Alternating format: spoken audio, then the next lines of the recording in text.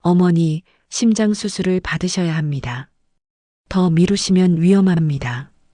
68세 이정숙 씨에게 의사가 건넨 진단서에는 응급 심장 수술 필요라는 붉은 글씨가 선명했습니다. 수술비만 3천만 원. 입원비와 회복비까지 합치면 거의 5천만 원에 달하는 금액이었죠. 남편이 세상을 떠난 지 2년 홀로 생활하던 정숙 씨에게는 감당하기 어려운 천문학적 숫자였습니다.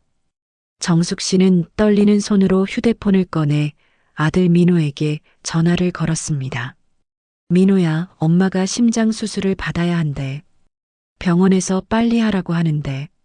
하지만 전화기 너머로 들려온 대답은 차가웠습니다. 엄마, 지금 우리도 여유가 없어요. 아이들 교육비에 집 대출까지. 좀 더 알아보시죠. 며느리 박소영의 목소리도 마찬가지였습니다. 어머니, 요즘 의료보험도 많이 적용되잖아요. 우리는 정말 도와드릴 형편이 안 되거든요. 단호한 거절이었습니다. 그런데 정숙 씨는 우연히 발견한 사실에 말문이 막혔습니다. 불과 한 달 전 소영의 SNS에 올라온 사진들. 소영의 부모님과 함께 떠난 2주간의 유럽 여행 사진이었습니다. 파리의 에펠탑 앞에서, 이탈리아의 베니스에서 환하게 웃고 있는 가족들. 여행 경비만 해도 1인당 500만 원은 좋게 들었을 호화로운 일정이었죠. 내 수술비는 없다면서 장인어른 모시고는 유럽 여행을 다녀올 여유는 있었구나. 정숙 씨의 가슴은 심장병보다 더 아프게 조였습니다. 병원 대기실에 홀로 앉은 정숙 씨. 주변에는 가족들이 함께 온 다른 환자들이 보였습니다. 손자를 데리고 온 할머니, 남편을 부축하며 온 아내, 어머니 손을 꼭 잡고 있는 딸. 그 모습들이 더욱 처절하게 느껴졌습니다. 평생을 자식들을 위해 살았는데 정숙 씨는 과거를 떠올렸습니다. 민호가 대학 다닐 때 등록금 마련하려고 새벽 4시부터 일어나 청소 일을 했던 기억, 민호가 결혼할 때 전세자금 마련하려고 친정 어머니가 남겨주신 금반지까지 판 기억들이 주마등처럼 스쳐갔습니다. 그때는 당연하다고 생각했지. 자식을 위해서라면 뭐든 할 수 있다고. 하지만 이제 자신이 도움이 필요할 때는 아무도 옆에 없었습니다. 정숙 씨는 진료실을 나서며 마지막 희망을 걸고 다시 한번 민호에게 전화를 걸었습니다. 민호야, 엄마 좀 도와줄 수 없니? 분할로라도. 하지만 돌아온 대답은 더욱 매정했습니다. 엄마, 진짜 우리는 여유가 없어요. 알아서 해결하세요.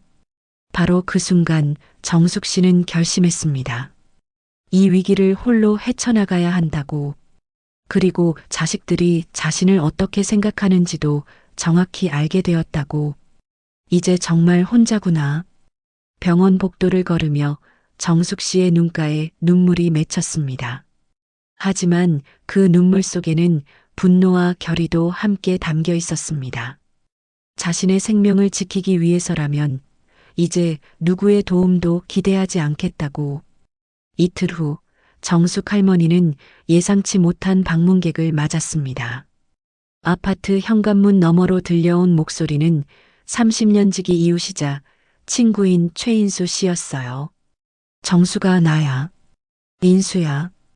65세의 최인수 씨는 젊은 시절 변호사로 활동하다 은퇴한 후 같은 아파트 단지에서 지내고 있었습니다. 정숙 할머니의 남편 장례식 때부터 지금까지 꾸준히 안부를 물어왔던 몇 안 되는 진짜 친구였죠. 얼굴이 왜 이래? 많이 아파 보이는데. 인수 씨는 정숙 할머니의 상태를 한눈에 알아챘습니다. 며칠 사이 더욱 야위어진 모습, 깊어진 눈가의 주름, 그리고 무엇보다 평소와 다른 절망적인 표정을 놓치지 않았거든요. 인수야, 나 정말 막막해. 정숙 할머니는 지난 며칠간의 일들을 차근차근 털어놓았습니다. 갑작스런 심장 질환 진단, 3천만 원이 넘는 수술비, 그리고 자식들의 냉랭한 반응까지. 특히 며느리의 유럽 여행 이야기를 할 때는 목소리가 떨렸어요. 인수 씨는 조용히 듣고 있다가 천천히 입을 열었습니다. 정수가, 지금 상황을 정리해보자. 첫째, 내 건강은 시급한 상태다. 둘째, 자식들은 경제적 도움을 거부했다. 셋째, 너 혼자서는 수술비 마련이 어렵다. 맞지? 그래.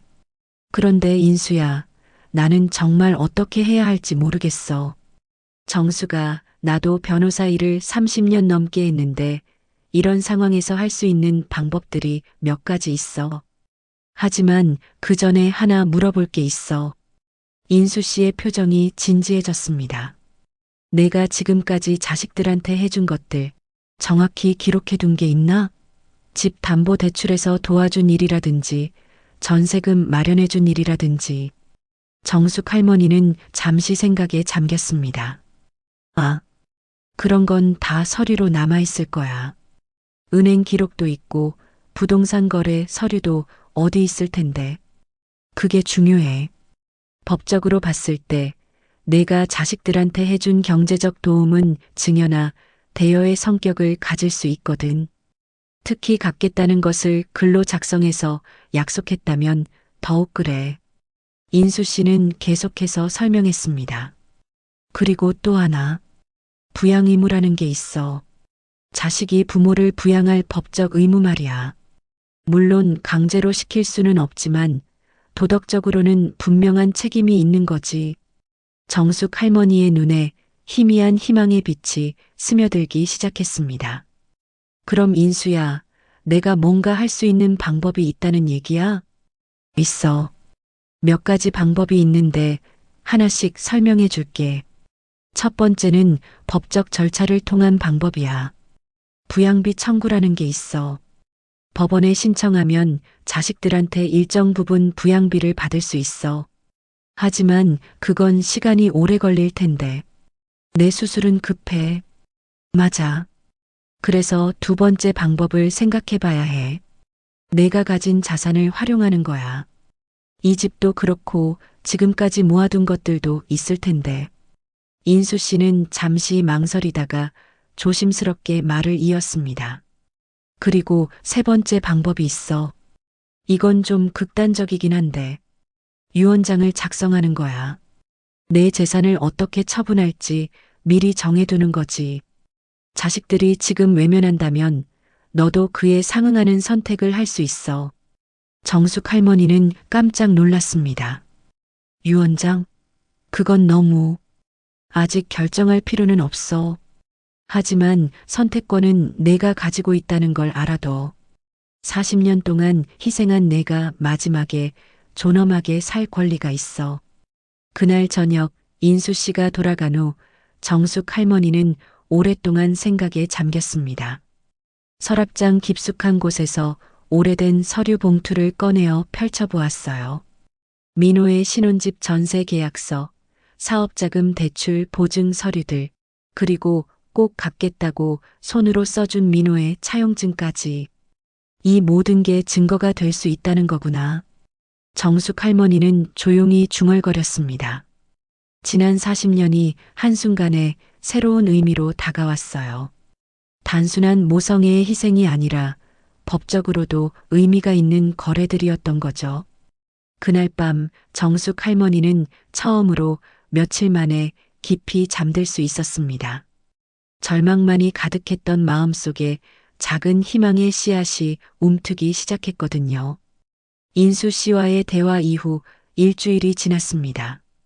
정숙 할머니의 건강 상태는 더욱 악화되었고 병원에서는 수술 시기를 더 이상 미룰 수 없다는 통보가 왔어요. 어머니, 수술 날짜를 정해야 합니다. 더 미루면 위험할 수 있어요. 담당이의 말에 정숙 할머니는 마지막으로 민호에게 전화를 걸었습니다. 민호야, 병원에서 더 이상 미룰 수 없다고 해. 엄마가 정말 죽을 수도 있어. 전화 너머 민호의 대답은 여전히 차가웠습니다. 엄마, 제가 뭐라고 했나요? 지금 우리도 정말 어려워요. 대출 이자 때문에 밤잠도 못 자고 있어요. 민호야, 그럼 엄마가 예전에 내한테 도와준 돈들은 어떻게 생각하니? 신혼집, 전세금 5천만 원, 사업자금으로 빌려준 3천만 원. 엄마, 그게 지금 무슨 소리예요? 그때 그건 엄마가 알아서 도와주신 거잖아요. 갚으라고 한 적도 없으면서 지금 와서 왜? 정숙 할머니는 서랍에서 민호가 직접 써준 차용증을 꺼내 들었습니다. 민호야, 내가 어머니 사업만 잘 되면 꼭 갚겠습니다라고 손으로 써서 준 종이가 여기 있어. 이것도 기억 안 나니? 전화 너머 잠시 침묵이 흘렀습니다. 그건, 그리고 내 아내 소영이가 친정 식구들과 유럽 여행 갔을 때 그 돈은 대체 어디서 났니? 1인당 500만 원씩만 해도 4명이면 2천만 원인데? 민호의 목소리가 점점 날카로워졌습니다. 엄마, 그건 소영이 친정에서 준 거라고 했잖아요. 왜 자꾸 그 얘기를 하세요? 그래. 그럼 소영이 친정에서는 2천만 원을 여행비로 줄 수 있는데 엄마 생명이 달린 수술비는 왜 안 되는 거니? 이때 전화기에서 며느리 소영의 목소리가 들렸습니다. 여보, 뭐라고 하시는데? 어머니가 또 수술비 얘기하시는 거야? 소영이 전화를 받았습니다. 어머니, 솔직히 말씀드릴게요. 저희가 지금 처한 상황이 정말 어려워요. 아이들 학원비만 해도 월 200만 원이 넘어가고 대출 이자도 만만치 않아요. 소영아, 그럼 내가 친정 식구들과 유럽 여행 갈 때는 돈이 있었잖니? 그건 친정 아버지가 은퇴 기념으로 특별히 마련해 주신 거예요. 저희 돈 아니에요. 정숙 할머니는 더 이상 참을 수 없었습니다. 소영아, 내가 시집 올 때 내가 얼마나 정성껏 준비해 줬는지 기억하니? 혼수만 해도 3천만 원 넘게 들었고 결혼식 비용도 우리가 다 댔잖아. 그때는 언제고 지금은 3천만 원이 그렇게 큰 돈이니? 어머니, 그때는 그때고 지금은 지금이에요. 저희도 애들 키우느라 정말 힘들어요. 대화는 점점 격해졌습니다. 40년간 쌓였던 정숙 할머니의 서운함과 분노가 터져나오기 시작했어요. 소영아, 내가 명품 가방 살 때는 돈이 있고 유럽 여행 갈 때는 돈이 있으면서 시어머니 수술비는 없다는 게 말이 되니? 어머니, 너무 하시는 거 아니에요? 저희가 어떻게 살고 있는지도 모르시면서 그렇게 말씀하시면 내가 어떻게 살고 있는지는 너희가 알고 있니? 연금 120만 원으로 한 달을 어떻게 버티는지 약간만 해도 한 달에 30만 원이 넘게 나가는데 전화는 결국 소영이 끊어버리는 것으로 끝났습니다. 그날 저녁 정숙 할머니는 인수 씨를 찾아갔습니다. 인수야, 나 이제 결심했어. 더 이상 자식들한테 기대하지 않을래. 인수 씨는 정숙 할머니의 단호한 표정을 보며 고개를 끄덕였습니다. 정수가 내 마음 충분히 이해해. 그럼 이제 구체적인 계획을 세워보자. 먼저 내가 가진 모든 자산을 정리해보고 법적으로 할 수 있는 일들을 하나씩 준비해보자. 인수야, 내가 정말 유언장을 써야 하나? 그건 내 선택이야. 하지만 내가 40년 동안 희생한 것들에 대해 정당한 대가를 받을 권리는 있어. 자식들이 그 권리를 인정하지 않는다면 내가 다른 선택을 할 수도 있는 거야. 정숙 할머니는 창밖을 바라보며 깊은 한숨을 내쉬었습니다. 평생을 자식들만 바라보며 살았던 삶이 이렇게 끝나게 될 줄은 몰랐어요. 하지만 이제는 자신을 위한 선택을 해야 할 때가 온 것 같았습니다. 병원에서 최종 통보가 왔습니다. 수술을 더 이상 미룰 수 없다는 것이었죠. 정숙 할머니에게 남은 시간은 단 2주였습니다. 정수가 이제 정말 결정을 내려야 할 때야. 인수 씨는 정숙 할머니의 집에서 각종 서류들을 펼쳐놓고 설명하기 시작했습니다. 내가 가진 자산을 정리해봤어. 이 아파트가 시가 6억 정도, 예금이 1억 2천만 원, 그리고 펀드와 적금까지 합치면 총 7억 5천만 원 정도 되는구나. 정숙 할머니는 놀랐습니다. 생각보다 많은 돈이었거든요. 이렇게 많았나? 내 남편이 평생 모은 것들이야. 그리고 내가 아껴가며 모은 것들도 있고, 충분히 수술비를 감당할 수 있는 금액이야. 인수 씨는 계속해서 설명했습니다. 그런데 정수가 여기서 중요한 선택을 해야 해. 첫 번째는 이 돈으로 수술을 받고 나머지는 자식들한테 상속해 주는 거야. 두 번째는 뭐야? 두 번째는 내 뜻대로 사용하는 거야. 수술비는 당연히 쓰고 나머지 돈은 내가 정말 의미 있다고 생각하는 곳에 쓰는 거지. 정숙 할머니는 깊게 생각에 잠겼습니다. 인수야, 구체적으로 어떤 방법들이 있는지 설명해 줄래? 일단 가장 확실한 방법은 유언장을 작성하는 거야. 공증을 받아서 법적 효력을 확실히 하는 거지. 그리고 내 의사를 영상으로 남겨두는 것도 중요해. 나중에 누구도 내 결정에 이의를 제기할 수 없도록 말이야. 인수 씨는 조심스럽게 말을 이었습니다. 그리고 기부나 사회 공헌 같은 방법도 있어. 내가 평생 어려움을 겪었던 것처럼 비슷한 상황에 있는 다른 할머니들을 도울 수도 있고. 정숙 할머니의 눈이 반짝였습니다. 그런 방법도 있구나. 물론 자식들한테 일부는 남겨줄 수 있어. 하지만 그 비율은 내가 정하는 거야. 40년 동안 희생한 대가를 생각해보면 내가 주도권을 가져야 해. 그날 밤 정숙 할머니는 혼자 앉아서 오랫동안 생각했습니다. 창밖으로 보이는 도시의 불빛들이 평소보다 밝게 느껴졌어요. 다음 날 정숙 할머니는 인수 씨와 함께 공증사무소를 찾았습니다. 공증사님, 유언장을 작성하려고 하는데요. 공증인은 정숙 할머니의 의사를 자세히 확인했습니다. 할머님, 정말 본인의 자유로운 의사로 작성하시는 거죠? 외부의 압박이나 강요는 없으신가요? 네, 전혀 없습니다. 제가 평생을 살아오면서 내린 가장 확실한 결정입니다. 정숙 할머니는 또렷한 목소리로 대답했습니다. 유언장의 내용을 정리하면서 정숙 할머니는 마음속으로 자식들과의 40년을 정리했습니다. 수술비 3,500만 원은 당연히 제 치료비로 사용하고요. 나머지 돈 중에서 2억 원은 경제적으로 어려운 노인분들의 의료비 지원을 위해 기부하겠습니다. 공증인이 차근차근 기록했습니다. 그리고 첫째 아들 민호에게는 1억 원을 남기되 조건을 붙이고 싶습니다. 제가 과거에 도와준 돈들에 대한 차용증이 있으니 그것을 정리하는 의미로 주는 것입니다. 나머지 재산에 대해서는 어떻게 하시겠어요? 나머지는 제가 회복된 후에 생활비로 사용하되 만약 제가 먼저 세상을 떠나게 되면 모두 사회에 기부하겠습니다. 유언장 작성이 끝난 후 정숙 할머니는 영상 녹화를 진행했습니다. 저는 이정숙입니다. 오늘 날짜는 2024년 3월 15일이고요. 제가 지금 이 유언장을 작성하는 이유를 명확히 말씀드리겠습니다. 카메라 앞에서 정숙 할머니의 목소리는 떨림 없이 단호했습니다.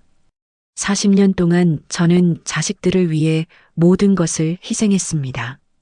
제 친정 땅을 팔아서 첫째 아들의 신혼집 전세금을 마련해줬고 사업 자금으로 수천만 원을 빌려줬습니다. 며느리 혼수도 정성껏 준비해줬죠. 정숙 할머니는 잠시 숨을 고르고 계속했습니다. 하지만 제가 심장 수술이 필요한 상황에서 자식들은 도움을 거절했습니다. 며느리는 친정 식구들과 2천만 원을 들여 유럽 여행을 다녀올 돈은 있으면서도 제 생명이 달린 수술비는 도울 수 없다고 했습니다. 영상 속에서 정숙 할머니의 눈에는 눈물 대신 결의가 서려 있었어요. 저는 이제 제 남은 인생을 제 방식으로 살고 싶습니다. 저와 같은 어려움에 처한 다른 어르신들을 도우며 제 존재가 이 세상에 의미 있는 흔적을 남기고 싶습니다. 녹화가 끝난 후 인수 씨는 정숙 할머니의 어깨를 다독였습니다. 정수가 잘했어. 이제야 내가 진짜 주인공이 된 것 같아. 인수야, 고마워. 내가 없었다면 이런 용기를 낼 수 없었을 거야. 그날 저녁 정숙 할머니는 마지막으로 민호에게 전화를 걸었습니다. 민호야, 엄마야. 내일부터 수술 준비에 들어간다. 엄마, 수술비는 어떻게 하시려고요? 걱정하지 마. 엄마가 알아서 해결했어. 그리고 민호야, 엄마가 유언장을 썼다. 전화 너머 민호의 목소리가 당황스러워졌습니다. 유언장요? 왜 갑자기? 40년 동안 너희들만 생각하며 살았는데 이제는 엄마도 엄마 인생을 살고 싶어서 물론 내 목도 남겨뒀으니 걱정하지 마. 엄마, 그게 무슨... 민호야, 엄마는 죽으려고 유언장을 쓴 게 아니야. 살기 위해서 쓴 거야. 앞으로 남은 시간을 엄마답게 당당하게 살기 위해서 말이야. 전화를 끊은 후 정숙 할머니는 처음으로 홀가분함을 느꼈습니다. 40년간 짊어지고 있던 무거운 짐을 내려놓은 기분이었어요. 이제 진짜 자신만의 인생이 시작되는 것 같았습니다. 정숙 할머니가 유언장을 작성했다는 소식은 금세 가족들 사이에 퍼졌습니다. 며칠 후 예상했던 일이 벌어졌어요. 아침 일찍부터 정숙 할머니의 집 현관문이 요란하게 울렸습니다. 문을 열자 민호와 소영, 그리고 둘째 딸 은주까지 와 있었어요. 어머니, 유언장이 대체 뭐예요? 소영이 흥분한 목소리로 물었습니다. 소영아, 진정하고 들어와 앉아라. 하지만 분위기는 험악했습니다. 민호가 먼저 입을 열었어요. 엄마, 우리가 수술비를 못 도와드린다고 해서 이렇게까지 하시는 거예요? 유언장까지 쓰시면서. 민호야, 엄마는 죽으려고 유언장을 쓴 게 아니라고 했잖니. 앞으로 살아갈 계획을 세운 거야. 둘째 딸 은주가 조심스럽게 물었습니다. 엄마, 정말 2억 원을 기부하시려고 해요? 그 돈이면 우리 가족들이. 은주야, 내가 지금까지 엄마한테 얼마나 신경 써줬니? 시댁 눈치 때문에 명절에도 제대로 오지 못하면서 지금 와서 유산 걱정하는 거니? 은주는 할 말을 잃었습니다. 이때 소영이 다시 끼어들었어요. 어머니, 솔직히 말씀드릴게요. 저희도 어머니 수술비 정도는 도와드릴 수 있어요. 하지만 그렇게 갑자기 유언장까지 쓰시면서 압박하시니까. 정숙 할머니는 소영의 말을 끊었습니다. 소영아, 지금까지 몇 번을 부탁했는데 안 된다고 했잖니. 그런데 지금 와서 갑자기 도와줄 수 있다고? 그럼 처음부터 왜 안 도와줬니? 그때는 정말 상황이 어려웠어요. 어려웠다고? 유럽 여행 갈 돈은 있으면서? 결국 대화는 지난번과 마찬가지로 감정적인 대립으로 이어졌습니다. 오후에 인수 씨가 찾아왔을 때 정숙 할머니는 지쳐 보였어요. 인수야, 애들이 와서 난리를 피웠어. 유언장 철회하라고 하고 자기들도 수술비를 도와줄 수 있다고 하고. 예상했던 일이야. 정수가 지금이 가장 중요한 때야. 내 의지가 흔들리면 안 돼. 인수 씨는 가방에서 서류들을 꺼냈습니다. 오늘 변호사 사무소에서 추가로 확인해 온 내용이 있어. 내가 작성한 유언장은 법적으로 완벽해.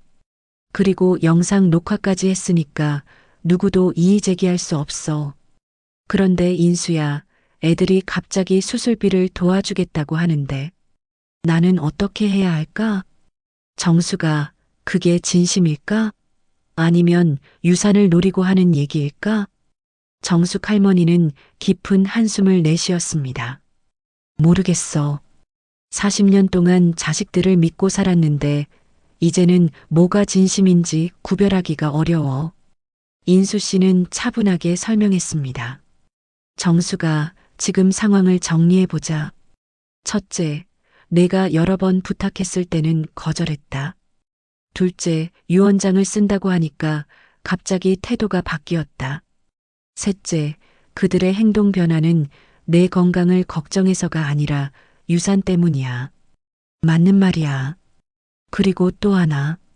설령 지금 수술비를 대준다고 해도 그게 진짜 너를 위한 마음일까?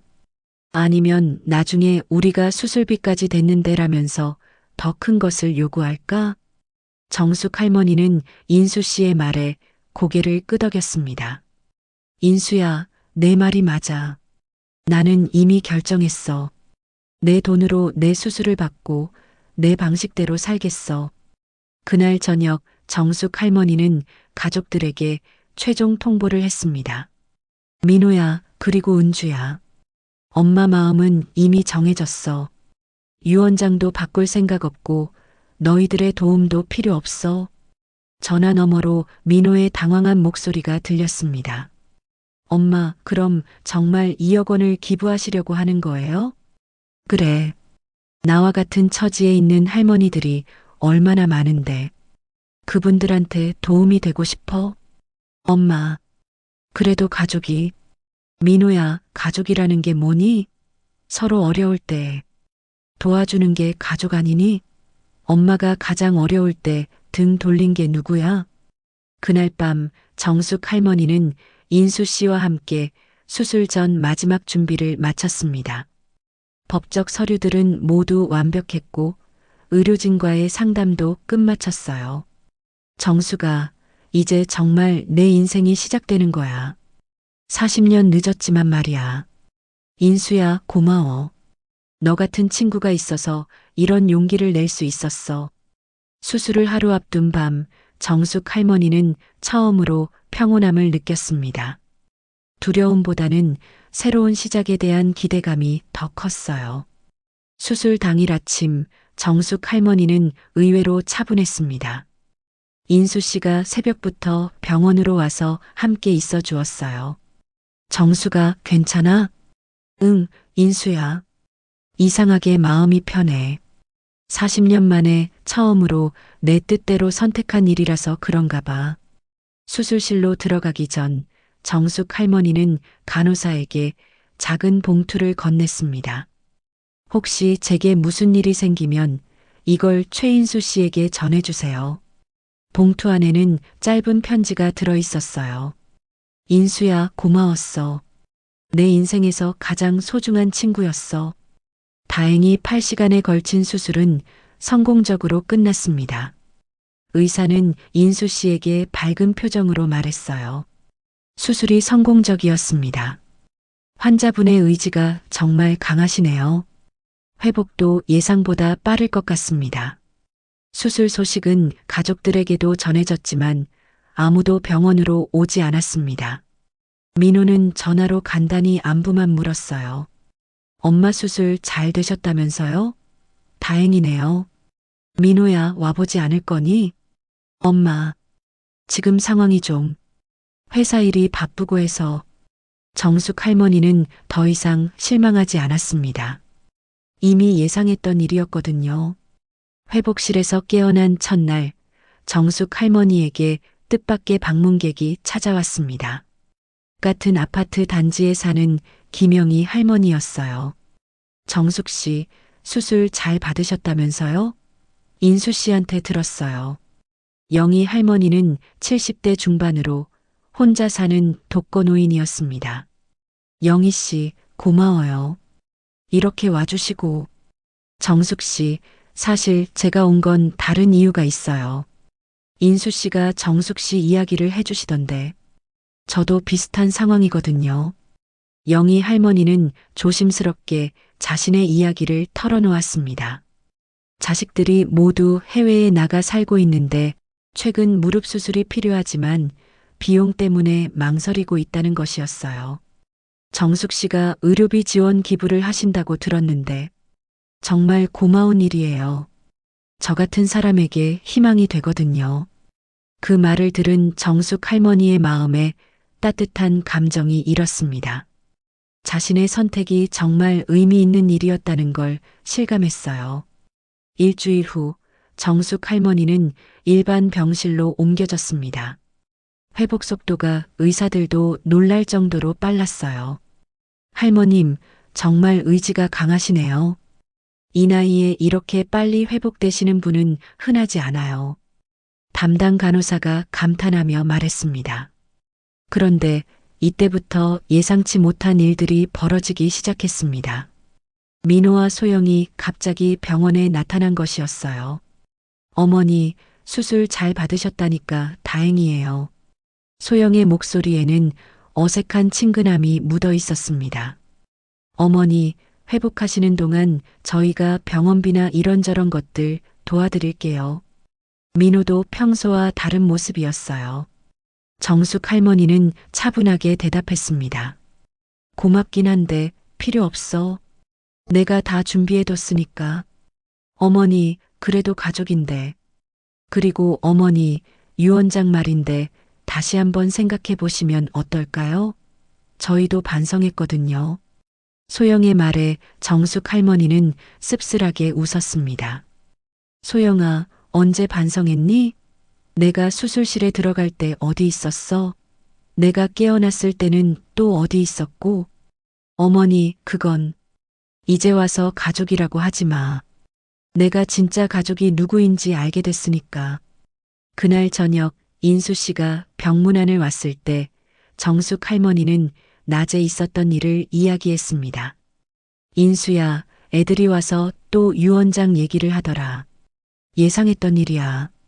내가 회복되니까 다시 접근하는 거지. 하지만 정수가, 내 마음은 어때? 확실해졌어. 내 선택이 옳았다는 게. 진짜 가족은 혈연이 아니라 마음이구나 싶어. 며칠 후 정숙 할머니는 퇴원을 앞두고 병원 사회복지사와 미팅을 가졌습니다. 할머님께서 기부하신 2억 원으로 의료비 지원 재단을 만들기로 했어요.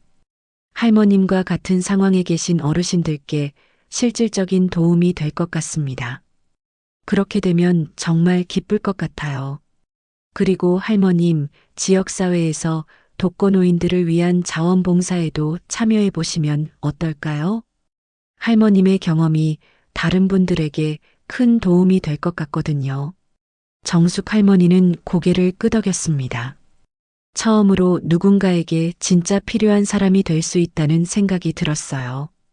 퇴원하는 날, 인수 씨와 함께 택시에 오르면서 정숙 할머니는 창밖을 바라봤습니다.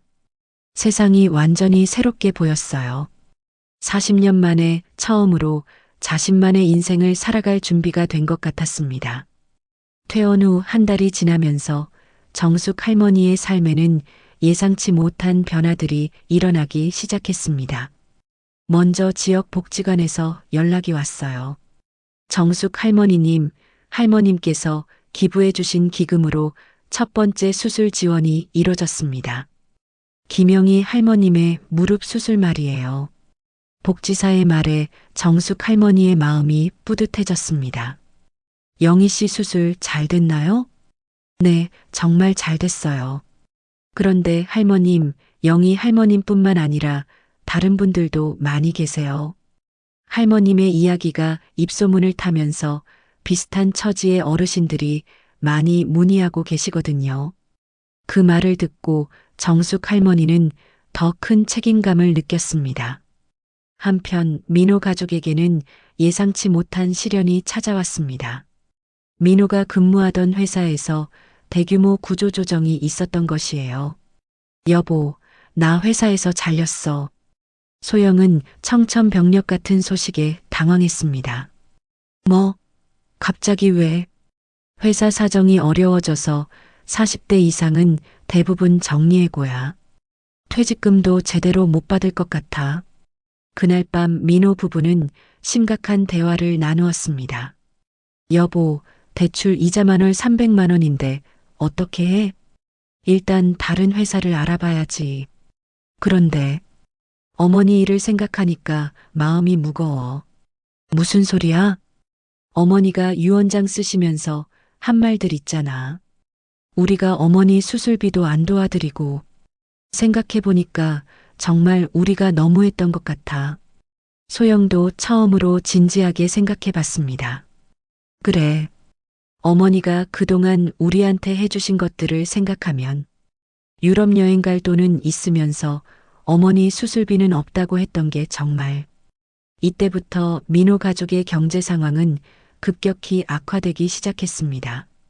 실업급여로는 생활비조차 부족했고 아이들 학원을 끊어야 하는 상황까지 왔어요. 더 충격적인 건 주변 사람들의 시선이었습니다. 정숙 할머니의 이야기가 아파트 단지 전체에 알려지면서 민호 가족을 보는 시선이 차가워진 것이었어요. 저 집 아들이 어머니 수술비도 안 도와드렸다면서? 그런데 며느리는 친정 식구들과 유럽 여행은 갔다던데? 요즘 자식들이 다 그래. 부모한테는 야박하고 자기들 일에만 신경 쓰고 이런 소문들이 돌면서 민호는 새로운 일자리를 구하는 것도 어려워졌습니다. 한 달 후 민호는 결국 정숙 할머니를 찾아갔습니다. 엄마, 저 왔어요. 정숙 할머니는 복지관에서 자원봉사를 마치고 돌아오던 길이었어요. 예전과 달리 표정이 밝아 보였습니다. 민호야, 무슨 일이야? 엄마, 제가 회사에서 잘렸어요. 그리고 우리 가족이 지금 정말 어려운 상황이에요. 정숙 할머니는 의외로 차분하게 반응했습니다. 그래, 힘들겠구나. 엄마, 저희가 정말 잘못했어요. 어머니가 아프셨을 때 도와드리지 못한 것도, 그동안 어머니를 홀대한 것도 정말 죄송해요. 민호의 목소리에 처음으로 진심이 느껴졌습니다. 민호야, 지금 와서 사과하는 건 나를 위한 거야? 아니면 내가 어려우니까 나한테 도움을 받으려고 하는 거야? 엄마, 둘 다예요. 솔직히 지금 정말 어려워요. 하지만 그것보다는 제가 정말 잘못했다는 걸 깨달았어요. 정숙 할머니는 민호를 집 안으로 들였습니다. 민호야, 엄마가 지난 몇 달 동안 많은 생각을 했어. 너희들을 원망하기도 했고 분노하기도 했어. 하지만 지금은 다른 생각이 들어. 어떤 생각이요? 40년 동안 내가 너희들한테 모든 걸 해주면서 너희들이 스스로 생각할 기회를 안 줬던 것 같아. 항상 엄마가 다 알아서 해결해 주니까 너희들은 당연하게 생각했던 거야. 민호는 할 말을 잃었습니다. 그리고 민호야, 나도 잘못했어. 너희들한테 너무 의존했어. 자식들만 바라보고 살았지. 내 인생을 생각해 본 적이 없었어. 엄마, 지금 내가 복지관에서 자원봉사하면서 다른 할머니들을 만나보니까 나와 똑같은 상황에 있는 분들이 정말 많더라. 그런데 그분들은 자식들한테 기대하지도 않고 혼자서도 당당하게 사시더라. 정숙 할머니는 계속해서 말했습니다. 민호야, 엄마는 이제 정말 달라졌어. 너희들을 미워하지도 않고 원망하지도 않아. 대신 내 방식대로 살 거야. 엄마, 그럼 저희는 어떻게 해야 해요? 민호야, 내가 어른이야. 40대 중반인 어른이 엄마한테 어떻게 하라고 묻는 게 이상하지 않니? 내가 알아서 해결해야 할 문제야. 그날 저녁 민호는 소영에게 어머니와의 대화를 전했습니다. 여보, 어머니가 정말 달라지셨어. 우리를 원망하거나 미워하시는 것도 아니고 그냥 자신만의 삶을 사시려고 하시는 것 같아. 소영도 복잡한 심경이었습니다. 그럼 우리는 정말 어떻게 해야 할까? 솔직히 어머니한테 도움을 요청하고 싶지만 지금 상황에서는 말도 안 되잖아. 여보, 우리가 어머니한테 했던 일들을 생각해봐. 어머니가 도움이 필요할 때는 외면했으면서 우리가 어려우니까 이제 와서 도움을 청한다. 이게 말이 돼? 소영은 처음으로 자신들의 행동을 객관적으로 바라봤습니다. 맞아. 우리가 정말 이기적이었어. 특히 나는 친정 부모와 유럽 여행 갈 때는 그렇게 좋아하면서 어머니 수술비는 없다고 했으니까. 며칠 후 소영은 혼자 정숙 할머니를 찾아갔습니다. 어머니, 저 왔어요. 소영아, 무슨 일이야? 어머니, 제가 정말 죄송해요. 그동안 어머니한테 너무 못했어요. 소영의 눈에 진짜 눈물이 맺혔습니다. 어머니가 아프시다고 했을 때 저는 친정 일만 생각했어요. 친정 부모님과 여행 갈 때는 그렇게 기뻤으면서 정작 어머니 일은 남의 일처럼 생각했어요. 정숙 할머니는 조용히 들어주었습니다. 소영아, 이제 와서 후회해도 소용없어. 그때로 돌아갈 수는 없으니까.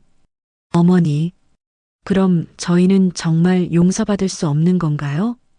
소영아, 용서는 내가 이미 했어. 하지만 관계는 다른 문제야. 신뢰라는 건 한번 깨지면 다시 쌓기가 어려워. 소영은 고개를 떨궜습니다. 어머니, 저희가 뭘 해야 할까요? 정말 어떻게든 관계를 회복하고 싶어요. 소영아, 먼저 너희들끼리 해결해야 할 문제들이 있잖아. 민호 재취업 문제도 그렇고 생활 문제도 그렇고 그걸 엄마한테 의존하려고 하지 말고 스스로 해결해봐. 하지만 어머니, 저희가 정말 어려워요. 소영아, 나도 어려웠어. 혼자서 수술비 걱정하고 죽을지도 모른다는 두려움에 떨고. 그때 너희들이 도와줬니? 소영은 더 이상 할 말이 없었습니다. 한 달이 더 지나고 놀라운 소식이 들려왔습니다. 민호가 작은 회사이긴 하지만 새로운 일자리를 구했다는 것이었어요. 급여는 예전보다 적었지만 그래도 가족을 부양할 수는 있는 수준이었습니다. 더 중요한 변화는 민호 가족의 생활 방식이었습니다. 아이들 학원비를 줄이고 외식을 줄이고 불필요한 지출을 대폭 줄였어요. 소영도 파트타임이지만 일을 시작했습니다. 어느 날 저녁 민호는 소영에게 말했습니다. 여보, 생각해보니까 우리가 그동안 정말 사치스럽게 살았던 것 같아. 어머니는 연금 120만 원으로 사시는데 우리는 월 500만 원 써도 부족하다고 했으니까. 맞아. 어머니가 평생 아끼고 모으신 돈을 우리가 당연하게 생각했던 거야.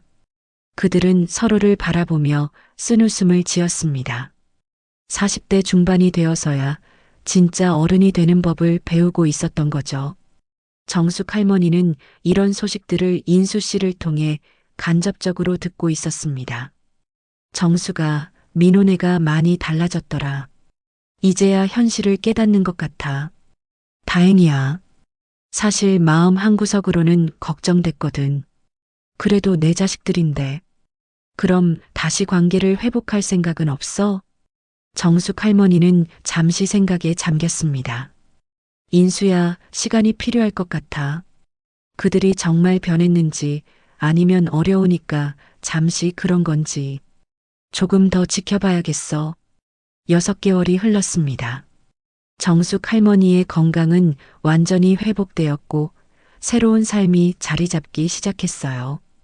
복지관에서의 자원봉사는 이제 정숙 할머니의 일상이 되었습니다. 특히 의료비 지원 프로그램은 많은 어르신들에게 실질적인 도움이 되고 있었어요. 정숙 할머님 덕분에 벌써 15명의 어르신들이 수술을 받으셨어요. 정말 감사한 일이에요. 복지사의 말에 정숙 할머니는 뿌듯함을 느꼈습니다. 제가 받은 도움을 다른 분들께 전할 수 있어서 오히려 제가 더 고마워요. 그런데 이날 복지관에 예상치 못한 방문객이 나타났습니다. 민호와 소영, 그리고 두 아이였어요. 할머니, 손자, 손녀들이 달려와 정숙 할머니를 껴안았습니다. 아이들은 엄마 아빠의 복잡한 사정을 모른 채 할머니를 보는 순수한 기쁨을 보여주었어요. 민호야, 소영아, 여기 어떻게 왔니? 민호가 조심스럽게 입을 열었습니다. 어머니, 저희가 어머니께서 여기서 자원봉사 하신다는 얘기를 듣고 와서 인사라도 드리고 싶었어요. 그리고 어머니, 이거 받으세요. 소영이 작은 봉투를 내밀었습니다. 이게 뭐니? 어머니께서 예전에 저희 도와주신 돈. 다는 아니지만 일부라도 갚고 싶어서요. 민호가 새 직장에서 받은 첫 월급이에요. 봉투 안에는 100만 원이 들어 있었습니다. 정숙 할머니는 봉투를 다시 소영에게 돌려주었습니다. 소영아, 고마운 마음은 받겠지만 이건 받을 수 없어. 너희들이 지금 더 필요한 때잖아. 대신 이 돈으로 아이들 학용품이라도 사주고 가끔은 온 가족이 함께 외식도 하고 그래. 그게 진짜 필요한 일이야. 민호의 눈에 눈물이 맺혔습니다. 어머니, 저희가 정말 못났어요. 어머니가 이렇게 좋으신데. 민호야, 이제 와서 자책하지 마. 중요한 건 앞으로야. 이때 복지관 관장님이 다가왔습니다. 정숙 할머님, 가족분들이 오셨네요. 할머님께서 여기서 얼마나 많은 일을 해주시는지 아세요? 관장님은 민호 가족에게 정숙 할머니의 활동에 대해 설명해 주었습니다. 할머님 덕분에 지금까지 15명의 어르신들이 수술을 받으셨고 매주 독거노인 가정을 방문해서 안부도 확인해 주시고 계세요. 정말 지역사회의 보물 같은 분이십니다. 민호와 소영은 어머니의 이런 모습을 처음 보았습니다. 집에서만 알고 지냈던 어머니가 아니라 사회에서 인정받고 필요한 존재로 활동하고 있는 모습 말이에요. 어머니, 몰랐어요. 어머니가 이렇게 많은 일을 하고 계신 줄. 민호야, 이제야 엄마가 엄마 인생을 사는 거야. 40년 늦었지만 말이야. 그날 저녁 정숙 할머니는 인수 씨와 함께 차를 마시며 하루를 정리했습니다. 인수야, 오늘 민호네가 왔더라. 어땠어? 많이 달라진 것 같아. 특히 아이들 눈빛이 예전과 달랐어. 돈에 대해서도 진짜로 생각이 바뀐 것 같고. 그럼 관계를 회복할 생각이야? 정숙 할머니는 잠시 생각에 잠겼습니다. 급하게 생각하지는 않으려고 해. 하지만 아예 문을 닫지도 않을 거야. 시간이 지나면서 자연스럽게 정리될 것 같아. 한 달 후 민호 가족으로부터 또 다른 소식이 전해졌습니다. 민호가 새 직장에서 인정받아 정규직으로 전환되었고 소영도 정식으로 취업에 성공했다는 것이었어요. 더 중요한 변화는 아이들이었습니다. 할머니의 자원봉사 이야기를 듣고 아이들도 학교에서 자원봉사 활동에 적극적으로 참여하기 시작했어요. 할머니, 우리도 할머니처럼 다른 사람들을 도와주고 싶어요. 손녀 지민이의 말에 정숙 할머니는 마음이 흐뭇했습니다. 추석이 다가왔습니다. 작년 추석에는 아무도 찾지 않았던 정숙 할머니였지만 올해는 달랐어요. 민호가 직접 전화를 걸어왔습니다. 어머니, 추석에 저희 집에서 차례를 지내려고 하는데 어머니께서 와주시면 좋겠어요. 민호야, 고맙긴 한데. 어머니, 억지로 오시라는 게 아니에요. 정말로 어머니와 함께하고 싶어서 드리는 말씀이에요. 아이들도 할머니가 오시기를 기다리고 있어요. 정숙 할머니는 잠시 망설였습니다. 그럼 조건이 있어. 예전처럼 내가 모든 걸 준비하거나 음식값을 내거나 하지는 않을 거야. 그냥 손님으로 초대받는 거야. 네, 어머니. 당연히 저희가 모든 걸 준비할게요. 추석 당일 정숙 할머니는 인수 씨와 함께 민호네 집을 방문했습니다. 어머니, 어서 오세요. 소영이 진심으로 반가워하는 모습이었어요. 집 안 분위기도 예전과 달랐습니다. 화려한 장식은 줄어들었지만 따뜻함이 느껴졌어요. 차례를 지내는 동안 민호는 조상님께 인사하면서 조용히 다짐했습니다. 아버지, 저희가 어머니한테 정말 못했습니다. 앞으로는 진짜 효도하는 아들이 되겠습니다. 식사 시간에 소영이 말했습니다. 어머니, 저희가 지난 6개월 동안 정말 많은 걸 배웠어요. 어머니 없이 살아보니까 어머니가 얼마나 소중한 존재인지 알겠더라고요. 그리고 어머니께서 복지관에서 하시는 일들 얘기를 듣고 정말 자랑스러웠어요. 저희 어머니가 이렇게 훌륭하신 분이었구나 싶어서요. 정숙 할머니는 미소를 지으며 말했습니다. 얘들아, 이제 우리 모두 새롭게 시작하는 거야. 예전으로 돌아가는 게 아니라 완전히 새로운 관계로 말이야. 어머니 말씀이 맞아요. 저희도 이제는 어머니에게 의존하지 않고 스스로 살아갈 수 있는 어른들이 되겠어요. 그날 저녁 정숙 할머니는 집으로 돌아오면서 인수 씨에게 말했습니다. 인수야, 고마워. 내가 없었다면 이런 날이 올 수 있었을까 싶어. 정수가, 이건 모두 내가 용기 있게 선택한 결과야. 나는 그냥 옆에서 지켜봤을 뿐이야. 하지만 정말 고마워. 40년 만에 처음으로 내가 누구인지 알게 됐으니까. 이제 정숙 할머니의 삶에는 새로운 리듬이 생겼습니다. 복지관에서의 자원봉사, 독거노인들과의 만남, 그리고 가끔씩 가족들과의 자연스러운 만남까지.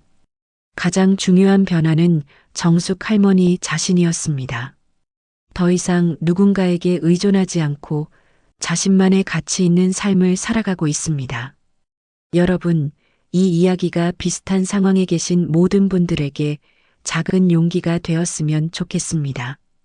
나이가 들어서도 나이가 들었기 때문에 더욱 당당하게 자신만의 인생을 살아갈 권리가 있다는 것을, 그리고 진정한 관계는 일방적인 희생이 아니라 서로에 대한 존중에서 시작된다는 것을 기억해 주세요. 혹시 여러분 주변에도 이런 상황에 계신 분들이 있다면 이 영상을 공유해 주세요.